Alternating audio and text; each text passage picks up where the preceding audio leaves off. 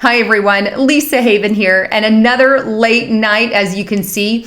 But earlier today, I actually got an amazing opportunity to go on Greek TV, and I'll be downloading that to my channel sometime within the next couple of days, so look out for that. But early this morning, all of you guys woke up to the scandal of a lifetime, scandalous scandal, where Donald Trump hit his Twitter page and started accusing a former president Obama of wiretapping his office. Now check out these tweets that can be found on his Twitter page. The first one reads, "Terrible. Just found out that Obama had my wires tapped in Trump Tower just before the victory. Nothing found. This is McCarthyism." The next tweet came out and it stated, "Is it legal for a sitting president to be wiretapping a race for president prior to an election? Turned down by court earlier. A new low." Yet another tweet came. "I'd bet a good lawyer can make a great case out of the fact that President Obama was tapping my phones in October just prior to the election. And finally, how low has President Obama gone to tap my phones during the very sacred election process? This is Nixon, Watergate, bad, very, very sick guy." Interesting to say the least there, because these are rightful accusations. Now, you'll hear mainstream media saying, well, no, it's not true. They're false claims and the whole 9 yards. Well, are they really false claims? Well, you might be surprised. But here's what Obama had to say about it first and foremost. Check out this report from foxnews.com, and it says, "Obama says Trump claims he ordered Trump Tower wiretap is just a false claim." Is it false, Obama, or are you just full of hot air?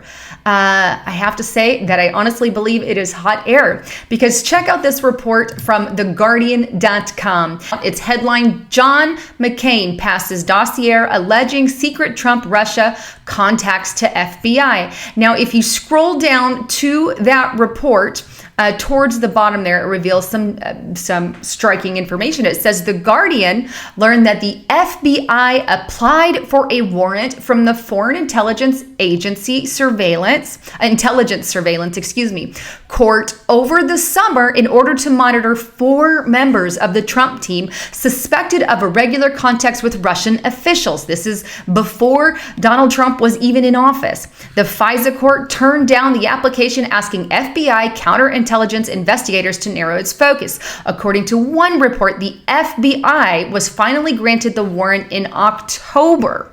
So they started looking into it in June 26, as I stated earlier, and then in October, according to the next report I'm going to show you, it was granted. Let me take you to that one. That is heatstreet.com. It says exclusive. FBI granted FISA warranty covering Trump's camp ties to Russia. So according to that report, and you can read more about it there, it says that that is absolutely what happened. Now, that obviously isn't the only time, because here in October 2016, here's another report along that same line. But this one is from the nationalreview.com. And if you scroll down about almost towards the end, they have a little summary there, and it says, to summarize, it appears there were no grounds for a criminal investigation of banking violations against Trump, presumably based on the fact that the bank or banks at issue were Russian. The Justice Department and the FBI decided to continue investigating on national security grounds. A FISA application in which Trump was named was rejected by the court as overboard, notwithstanding that the FISA court usually looks kindly on government surveillance request. A second, more narrow application, apparently not naming Trump, may have been granted 5 months later. The best the media can say about it, however, is that the server on which the application centers is possibly related to Trump's campaign, alleged links to 2 Russian banks under circumstances in which the FBI has previously found no nefarious purpose in some connection between Trump Tower and at least one Russian bank. Interesting. But it goes on to say that this is tissue thin indeed. It's a good example of why investigations properly processed in secret and are not publicly announced unless and until the government is ready to put their money where their mouth is by charging someone. It's a good example of why FISA surveillance is done in secret and it results in virtually never publicize the problem. It's not just the possibility of tipping off the hostile foreign powers. There is also the potential of tainting U.S. persons who may have done nothing wrong. Moving on, while it's not too early to say for sure, it may also be an example of what I thought would never actually happen. The government pretextually using its national security authority to continue a criminal investigation after determining it lacked evidence of the actual crime. Obviously, this is the case with, President Trump right now. But hey, also, let's just not forget about also another one.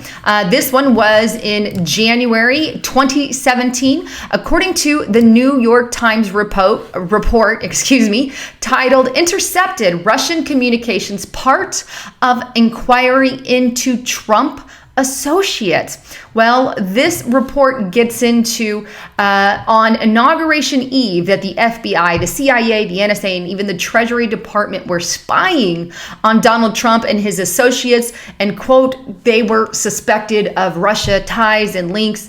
And this came right after, coincidentally, after Obama admin expanded the surveillance capabilities of NSA to show them to share with 16 other agencies back in that time there. All right, so all of that put in a nutshell, because I'm going to leave all the links below. But basically, Donald Trump is right. He has avid grounds to claim that Obama did wiretap his phone in the Trump Towers, because we have reports surfacing that that is exactly what happened, and even some saying they were granted. We have June 2016, July-ish 2016. We have the October one that I showed you from 2016, and then the report there from the New York Times back in January of 2017. Well, Obama, I think you have some splaining to do. Anyhow, this is Lisa Haven signing out.